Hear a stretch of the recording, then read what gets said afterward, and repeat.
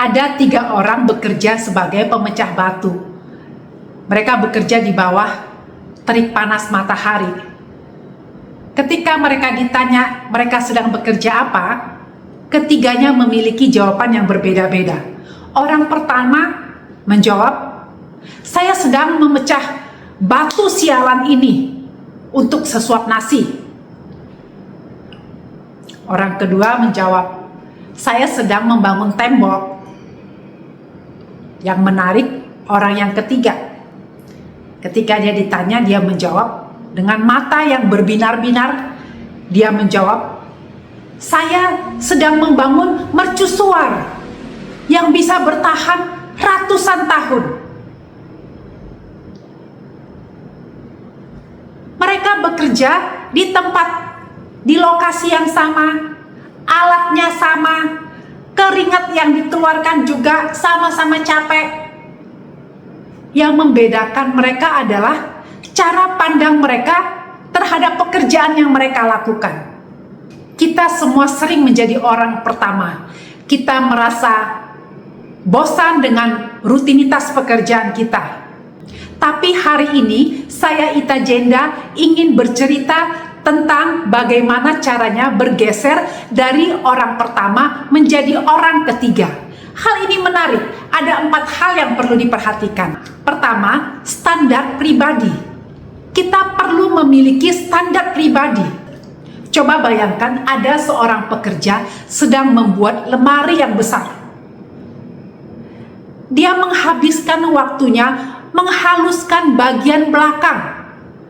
Dinding lemari di bagian belakang dia haluskan, kurang halus lagi, kurang halus dia halusin lagi. Padahal nanti si pembeli pasti tidak akan melihat bagian belakang lemari itu, karena bagian itu nanti akan menempel ke dinding. Tapi pekerja itu dia tidak peduli. Kenapa dia melakukan hal itu? Karena dia memiliki standar pribadinya sendiri. Dia bekerja bukan untuk mata orang lain, tapi dia bekerja untuk memuaskan pencapaian standar pribadinya. Di dunia kerja kita juga sering seperti itu. Kita merasa bos kita tidak memperhatikan kita. Kita merasa klien tidak mau peduli dengan detail-detail yang telah kita kerjakan. Tapi coba perhatikan, ketika kita bekerja untuk mencapai standar pribadi kita, sekalipun orang lain tidak memuji, semangat kita tidak disetir oleh apa kata orang.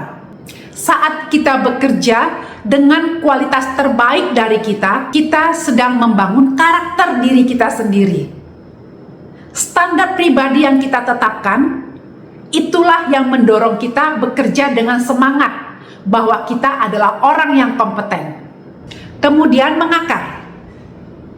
Dari kata akar.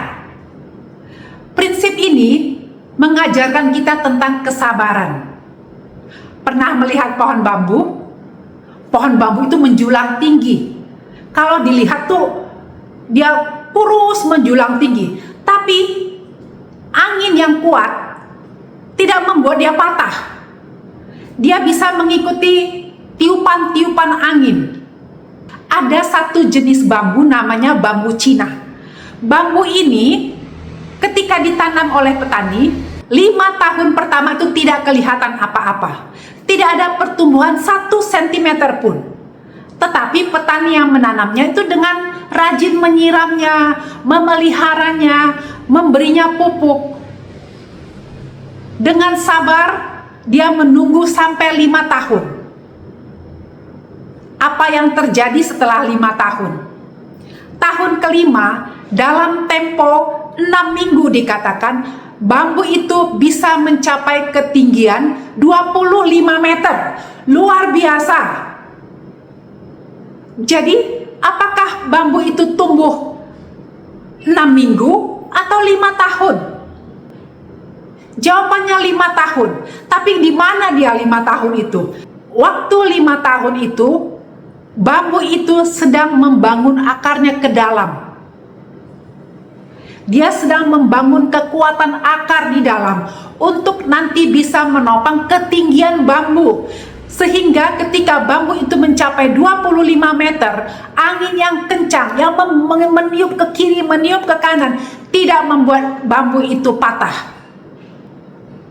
Petani itu dengan sabar menanti 5 tahun, karena dia tahu apa yang sedang dia kerjakan, karena dia tahu tujuannya untuk 5 tahun ke depan apa yang akan dia capai. Demikian juga kita dalam karir maupun usaha. Mungkin kita tidak melihat pertumbuhan apa-apa, tapi percayalah, dalam setiap keringat yang kita berikan, dalam setiap waktu yang kita korbankan, kita sedang membangun akar. Kesuksesan yang cepat hanya akan tumbang ketika angin datang. Kemudian integritas dan ketenangan. Prinsip ini memberikan pelajaran tentang beban yang ringan. Kadang kelelahan itu bukan karena tumpukan kertas yang banyak, tetapi karena kompromi-kompromi yang kita buat. Sehingga beban itu sebenarnya bisa kita hindari. Bekerja dengan jujur dan tulus memang prosesnya lebih lambat. Tetapi dengan memegang prinsip ini, kita memiliki sesuatu yang tidak dimiliki oleh orang yang bekerja dengan curang. Saya menyebutnya otoritas batin. Ketenangan yang diperlukan dalam proses mencapai tujuan. Saat kita tidak mempunyai sesuatu yang disembunyikan, kita mempunyai energi yang luar biasa untuk maju. Sementara berpura-pura itu akan menguras energi. Dan yang terakhir, ritme alam.